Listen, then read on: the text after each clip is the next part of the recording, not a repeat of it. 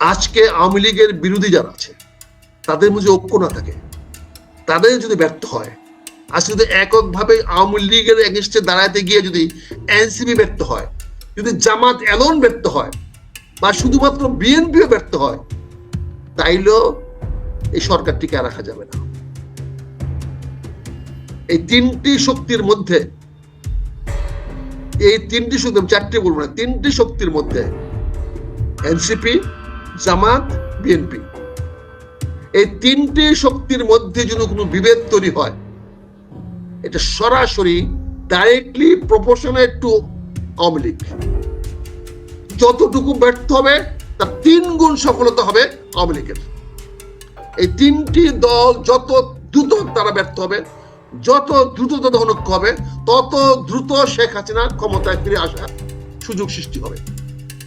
আমি তো শেখ হাসিনার জন্য এই চিলাচিলি করতেছি না, গালাগালি করতেছি না, আমি গালাগালি করতেছি এই তিনটি দলের কানের মধ্যে ঢুকাইতে যে আপনাদের অনৈক্যতে আপনাদের সর্বনাশ শুধু হবে না, শেখ হাসিনা আরেকবার ক্ষমতায় আসলে ওই বিপ্লবী দেখবে না। কত বছর ট্রাইব্যুনাল করে ঝুলেছিল, এবার রমনা রেস করছে নিয়ে প্রকাশ্যে গুলি করে মারবো, ছাড়বো না কুরবাটারে, এটা মনে রাখেন। কাজে আওয়ামী লীগের জন্য শুভ সংবাদ হলো এটা যে আমরা এই 3 জন বুঝতেছি না এটা, এই জন্য আওয়ামী লীগের পক্ষে যাচ্ছে। এই 3 জনের অনৈক্য 1 তারিখে এমন একটা পর্যায়ে যাবে যেখানে আমার মনে হয় যে শেখ হাসিনা তো দিল্লিতে গরু জবাই করতে পারবে না, তবে দিল্লির বাইরে যত জায়গায় জায়গায় আওয়ামী লীগ আছে তারা গরু কিনে রাখতে পারে, তারা গরু জবাই করে আনন্দ করতে পারে। ঐক্য ধরে না রাখতে পারে। ডক্টর ইউনূস যে সর্বনাশী কথাবার্তা বলতেছেন, অত 2-3 দিন ধরে যে সমস্ত কথাবার্তা বলতেছেন, আলী রিয়াজ আজকে যে কথা বলেছেন যে উনি কালকে সনদ পাঠিয়ে দিবেন সকল রাজনৈতিক দলের কাছে। আমি আবারও বলছি, শালা ওরা কি তোর বাপের চাকর? ওই বেটা, এই বেটা, তুই এত বড় দৃষ্ট দেখাস তুই তাদের কাছে কালকে পাঠিয়ে দিবি? তুই কে রে বাবা? এত বড় দৃষ্টতা তোর? তুই এত বড় কথা বলিস রাজনৈতিক দলগুলোর কাছে তার পাঠিয়ে দিবে? এটা পাঠানো জিনিস? এটা আলোচনা করে বসে সিদ্ধান্ত নেওয়ার জিনিস। তুই আলোচনা ব্যর্থ হয়েছিস, এখন তুই চিঠি পাঠাবি আর বলতেছিস তারপরে ওনারা নো ডিসেন্ট দিতে পারে, ডিসেন্ট দিতে পারে। কি খেলা খেলতেছিস বাবা? তুই কি মনে কর সবগুলাই টাউটের মতো যাচ্ছে কথা বলস? সবগুলা টাউট নিয়ে তুই বসস? একটা রাজনৈতিক দলের নেতা আছে, রাজনৈতিক নেতা আছে ওখানে, একটা টাউট ছাড়া গুলো কে? এগুলা বলে যে কথা বলছেন ডেলি, এই যে একটা আছে, এগুলো কি? এগুলোর কেন জাতি ভয় করবে এদের বলেন? সারা বছর আওয়ামী লীগের 5-400 আমাদের মজুমদার সাহেব এনজিও করেন, উনি করছেন সারা বছর সরকারের ইয়া নিছেন, আপনার স্থানীয় সরকারের একটা সুপারিশ দিচ্ছেন, এই সুপারিশের কোনো খবরই নেই, পাত্তাই নাই। বলেন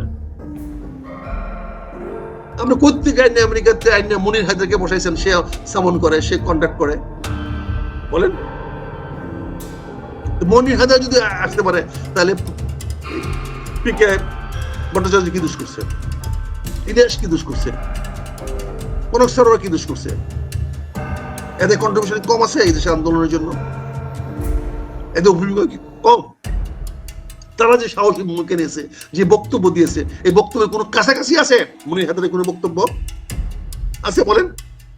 দেখা তৃতীয় মাত্রা জিল্লুর রহমান যে বক্তব্য বলেছে, জিল্লুর রহমানের কাছাকাছি আছে ওরা?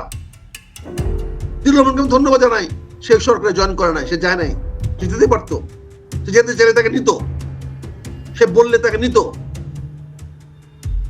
তাকে কোনো না কোনো ভালো জায়গায় তাকে দিত, সে যায় না। আমি তাকে ধন্যবাদ জানাই যে সেই লোভের উপরে উঠতে পেরেছে, তার তৃতীয় মাত্রার প্রোগ্রামের তার ইন্টিগ্রিটি সে রক্ষা করেছে, আমি তাকে ধন্যবাদ জানাই। সে ভালো কাজ করেছে, দেখাইতে পারছে যে সে লোভের ঊর্ধ্বে আছে। কিন্তু আপনি কি করতেছেন? তার বলে 28 তারিখ, 29 তারিখ, 30 তারিখ, 31 তারিখ, 1 তারিখে আপনি বলতেছেন যে জাতীয় সনদ দিতে পারবেন। আপনি বলতেছেন কালকে আপনি 28 তারিখে কালকে সরকারি দলের কাছে, সকল দলের কাছে পাঠিয়ে দিবেন। কি আগুন নিয়ে খেলতেছেন আপনি? আলী রিয়াজের উদ্দেশ্য কি? সে কি চাচ্ছে? বাংলাদেশটাকে আগুনে পোড়ানোর জন্য? ভারতের রাস্তা করে দেওয়ার জন্য? সে কি এজেন্ট নিয়েছে যে ভারতকে বাংলাদেশে ঢুকার ব্যবস্থা করে দেওয়ার জন্য? এগুলো বললে তো স্বাভাবিকভাবে আওয়ামী লীগের পক্ষে যাবে। আলী রিয়াজকে গালি দিলে তো সবাই আওয়ামী লীগের পক্ষে যাবে, কিন্তু আলী রিয়াজ তো কি করতেছে, এগুলা কি করতেছে, কি ধরনের স্টেটমেন্ট সে দেয়, একবার চিন্তা করে না? আপনি 4টা দলকে ডাকে আনলেন, তাদেরকে বলতে পারতেন দেখেন এই ক্রাইসিস হয়েছে, এখানে যে ছেলেগুলো বাচ্চাগুলো মারা গেছে, বলেন তো আমি কি করতে পারি, বিমান বাহিনীর প্রধান তো আমার কথাবার্তা শুনে না, আমি কি করতে পারি বলেন তো, সামরিক বাহিনীর ব্যাপার সেবার আমি কি করতে পারি, বাচ্চাদের নিয়ে আপনাদের সহযোগিতা চাই, সাহায্য চাই, বলতে পারতেন না। বললে আপনি আসিফ নজরুলকে দিয়া, যে আসিফ নজরুলকে 9 ঘন্টা আটকে রাখছে, যারা তাকে 9 ঘন্টা আটকে রাখছে, জনগণ আটকে রাখছে, তাকে দিয়ে না আমরা রাত্রেবেলা স্টেটমেন্ট দেওয়ান, যে অ্যারেস্ট ছিল, বন্দি ছিল 9 ঘন্টা, তাকে দিয়ে আপনি স্টেটমেন্ট দেওয়ান। তার মানে জনগণকে আপনি কি দেখাচ্ছেন, বৃদ্ধাঙ্গুল দেখাচ্ছেন, জনগণকে আপনি কোনো কেয়ারই করবেন না। জনগণ আপনার কাছে কি কি মনে হয়, আপনার সবাইকে আপনি মনে করেন যে আপনার দাস, যা বলবেন। এই যে খেলাটা খেলতেছেন, এই খেলাটার পরিণতি কি হবে? মানুষের চোখ কান মুখ তো খুলে দিচ্ছেন। আপনি 1 তারিখ তো এসে যাচ্ছে, আমি আবারও মনে করে দিচ্ছি, বিএনপি কি পারবে এই সনদে দস্তখত করতে, যে একবারে বেশি 3বারে বেশি প্রধানমন্ত্রী কেউ হতে পারবে না? বিএনপি কি পারবে সাইন করে দিতে? এই বিএনপি নেতারা, সালাউদ্দিন কি পারবে সাইন করে দিতে যে দলের চেয়ারপারসন, দলের চেয়ারম্যান সরকারের প্রধানমন্ত্রী হবে না? তাহলে এখানেই তো 2টা দ্বিমত পোষণ করবে। এখানে কি বিএনপি বলতে পারবে যে দেশের সংবিধান বদলাইতে হবে? বিএনপি কি বলতে পারবে দেশের এই পতাকা বদলাইতে হবে? বিএনপি কি বলতে পারবে জাতীয় সঙ্গীত বদলাইতে হবে? যে স্বাধীনতার ঘোষক জিয়া রহমান, সেই স্বাধীনতার ঘোষকের বাংলাদেশ বদলায় ফেলবে? পারবে বিএনপি? তার মানে বিএনপি গুলো লিখে দিবে না, না দেখা দিলে কি হবে? অনক্ষ হলো না? দেশীয় অনক্ষর দায়ী দায়িত্ব আপনি বিএনপি কাঁধে চাপায়া দিয়া আপনি কি করতে চাচ্ছেন? আপনার সারা শক্তি কি আছে? এগুলো বললে তো খারাপ দিতে। এনসিপির কতগুলো ছেলে মেয়ে আছে যে রাজপথ দাঁড়াতে পারবে?